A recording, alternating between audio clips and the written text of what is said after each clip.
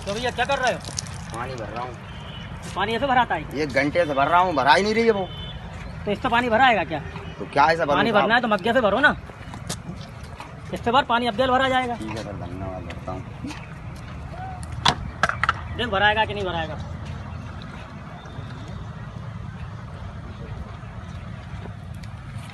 भराया? भरो।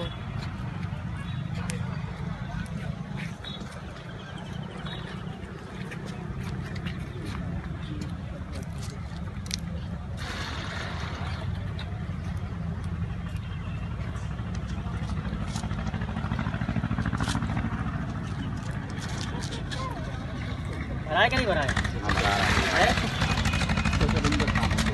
आज जैसा कि आपने देखा, हमने एक रूपांतरण के माध्यम से ये बताने की कोशिश की है कि छन्नी से जो पानी भर के हमारे मित्र लेके आ रहे थे और 1 घंटे पे प्रयास कर रहे थे, लेकिन बाल्टी नहीं भरा पा रही थी।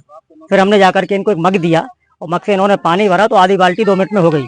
हमारे कहने का मतलब ये तात्पर्य ये है कि जो श्रमदानी डेली यहाँ श्रमदान कर रहे हैं, कई लोग आते हैं सुबह सुबह लगभग 2 घंटे 1 से 2 घंटे श्रमदान करते हैं, बावजूद इसके जितनी जो यहाँ पे जलकुंभी निकालते हैं उससे ज्यादा दुगनी दूसरे दिन यहाँ पे हो जाती है।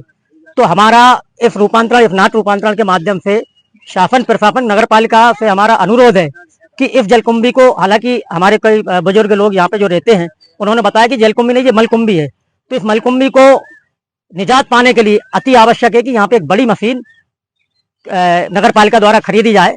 हालांकि हमारे जो नगर पालिका अध्यक्ष हैं राकेश शर्मा जी, वो इतने सक्षम है, समाज सेवी रहे पहले, बाद में नगर पालिका अध्यक्ष बने हैं।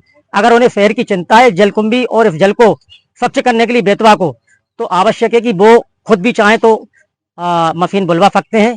श्रमदानियों से शायद श्रम ये दिन रात भी करते रहे तो जलकुंभी को नहीं हटा सकते। तो हमने इस नाट रूपांतरण के माध्यम से आप लोगों को बताने की कोशिश की है कि इस जलकुंभी को, मलकुंभी को हटाने के लिए एक मशीन की आवश्यकता है और मशीन यदि आ जाती है तो हमारे विदिशा शहर को स्वच्छ जल मिल सकता है। फरवरी माह से नदी के अंदर जलकुंभी है और पिछले कुछ दिनों से आप लोग उसके लिए साफ करने में जुटे हुए हैं, श्रमदानी लोग। क्या श्रमदान से ये साफ हो सकती है? एक्चुअल में ये जलकुंभी तो मैं इसको नहीं कहूंगा, क्योंकि जल तो बेतवा में बचा ही नहीं है। ये मलकुंभी है, जो चोरघाट नाले का पानी इसमें आ रहा है वही इस जलकुंभी को पैदा कर रहा है। और पिछले लगभग 1.5 से 2 माह से यहाँ लगभग श्रमदानी करने आ रहे हैं, पर 2 घंटे जो श्रमदान करते हैं और पुनः जलकुंभी अगले 24 घंटे में जो इतनी बाहर निकालती है उतनी पुनः पनप जाती है, क्योंकि निकालने से तीव्र गति से ज्यादा फैलती है जलकुंभी।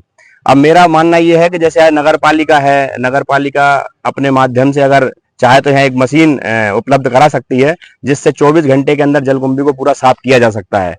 अगर नगर पालिका के पास फंड की व्यवस्था नहीं है तो हमारे जो अध्यक्ष जी हैं वो खुद इतने कैपेबल हैं कि वो भी एक मशीन खुद स्वयं खरीद सकते हैं, बाद में नगर पालिका उनको पेमेंट कर दे।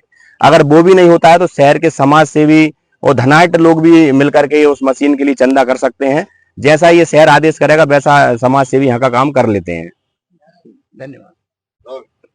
आप तो रोज आते हो श्रमदान करने? जी जी, रोज हम आते हैं श्रमदान करने और श्रमदान से 2 से 3 ट्राली जलकुंभी निकाल लेते हैं। लेकिन जलकुंभी का स्वरूप ये है कि जितनी जलकुंभी हम आज निकालते हैं और 24 घंटे में वो ज्यों के त्यों हो जाती है। ये तो रक्त बीज की तरह है, जैसे एक बूंद से जैसे राक्षस पैदा होते थे और उसके लिए चामुंडा चाहिए।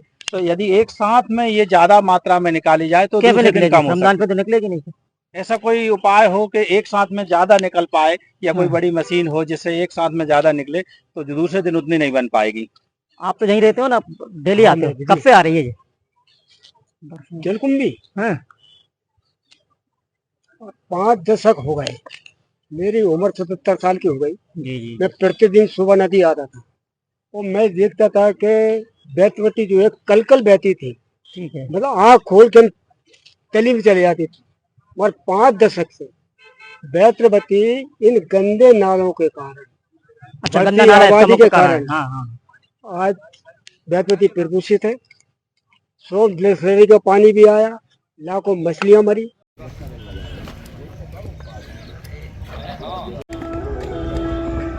ऊंचे ऊंचे वादी में बसते हैं भोले शंकर।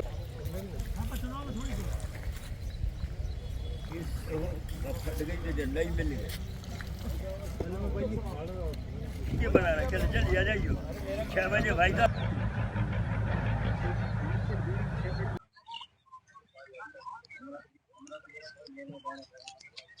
आप जो है ये सब कर लो।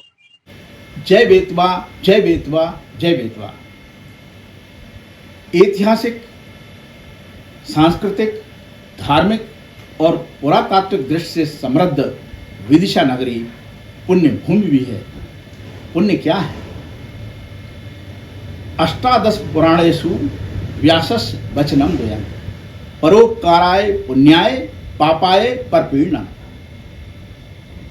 श्रीमद् भागवत महापुराण समेत 18 पुराणों के रचयिता, महाभारत और सबसे महत्वपूर्ण दर्शन ब्रह्मसूत्र, जिसे वेदांत दर्शन भी कहा जाता है, कि प्रणेता ब्रह्मवेत्ता महर्षि वेद व्यास ने कहा, सारे धर्म ग्रंथों का निचोड़ है, सार है, परोपकार ही पुण्य है और किसी को अनावश्यक बिना किसी कारण के पीड़ा पहुंचाना पाप है।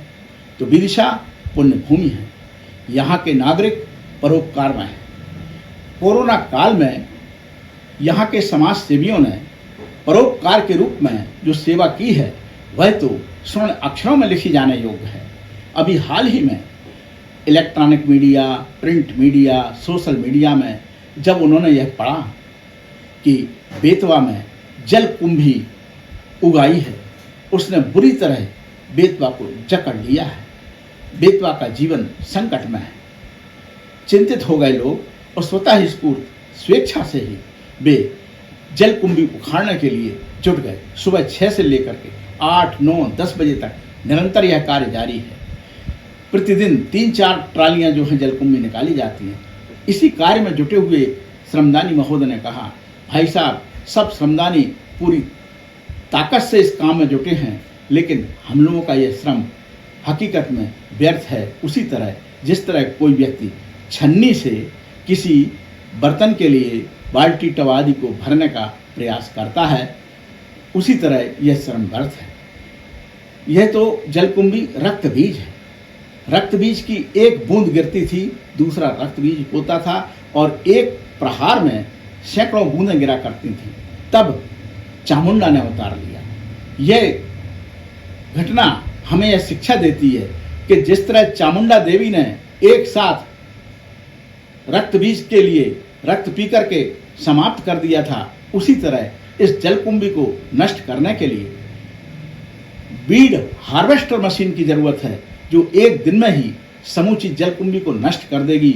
उसका कोई भी अंश नदी में नहीं रहेगा जो पुनः पैदा हो सके। इस संबंध में जब मैंने नगर पालिका के सर्वे सर्वा श्री राकेश शर्मा जी से चर्चा की, तो उन्होंने कहा कि मशीन बुलाने के लिए 25-30 लाख करीब की आती है, परिषद से परमिशन लेना पड़ेगी, परिषद में इस प्रस्ताव को रखा जाएगा। मैं देखना चाहता हूं कि बेतवा पुत्र परिषद के सदस्यगण बेतवा के जीवन के प्रति, शहर के जनजीवन के प्रति कितने चिंतित हैं, कितने संवेदनशील हैं, कितने जल्दी नगर पालिका इस मशीन को लाती है। अगर नगर पालिका नहीं लाती है तो बेतवा उत्थान समिति के पास भी 15-20 लाख का फंड है और यह समिति शहर से और भी कलेक्शन कर सकती है। और यदि यह भी नहीं हुआ तो फिर हमारे पास एक ही चारा है, जिला प्रशासन। जिला प्रशासन कलेक्टर महोदय से चर्चा हुई थी, उन्होंने पूरी तरह आश्वासन दिया है कि बेतवा की सफाई के लिए स्थायी इंतजाम करने के लिए वे तहे दिल से काम करेंगे। अगर मान लो कि उसमें भी हमारे लिए सहजता से कोई सफलता नहीं मिलती है, तो याद रखिए, जिसका आंदोलन उसकी भैंस, जिसका आंदोलन उसकी भैंस।